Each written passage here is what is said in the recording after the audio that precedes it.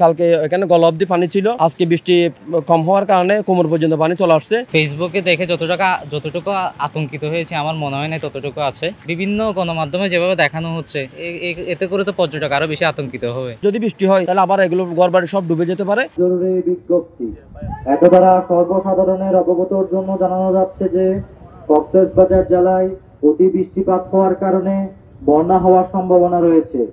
যারা ঝুঁকিপূর্ণ এলাকায় বসবাসরত আছেন তাদের নিরাপদ স্থানে আশ্রয় গ্রহণ করার জন্য বিনীতভাবে অনুরোধ করা হলো। পরিস্থিতি দেখার জন্য যতটুকু দেখলাম পানি তো নেমে গেছে বেশিরভাগ জায়গায়।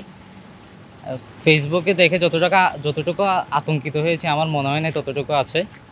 তবে কিছু কিছু জায়গা হয়তো পানি আছে, যেমন পানি নামতে না পারার কারণে, বিভিন্ন জায়গায় নালা শুরু হওয়ার কারণে, অপরিকল্পিত নিষ্কাশন বা পানির ব্যবস্থা, ড্রেনেজ ব্যবস্থার কারণে হয়তো এই জিনিসটা হচ্ছে, এবং অতিবৃষ্টিও আছে। যদি এগুলো প্রপারলি হতো তাহলে পানির এরকম দুর্ভোগ হইতো না। এই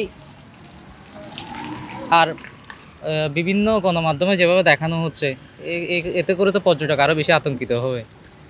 ওরকম পরিস্থিতি তো আমার মনে হচ্ছে না যে বর্তমানে আছে। আমরা কালকে সন্ধ্যার পর থেকেই রেস্কিউ টিম নিয়ে উদ্ধার কাজে ব্যস্ত ছিলাম। কালকে এখানে গলা অবধি পানি ছিল, আজকে বৃষ্টি কম হওয়ার কারণে কোমর পর্যন্ত পানি চলে আসছে। যদি বৃষ্টি না হয় তাহলে পানি নেমে যাওয়ার সম্ভাবনা আছে। যদি বৃষ্টি হয় তাহলে আবার এগুলো ঘরবাড়ি সব ডুবে যেতে পারে। এবং আমরা কালকে রাত্রে 500 মানুষের জন্য রান্না করা খাবার রেডি করছিলাম। এগুলো আজকে এখন বিতরণ করে আমরা এখন চলে যাচ্ছি। এবং আমাদের প্রস্তুতি আরও আছে, আমরা ত্রাণের ব্যবস্থা আরও করতেছি ইনশাআল্লাহ তাদের জন্য।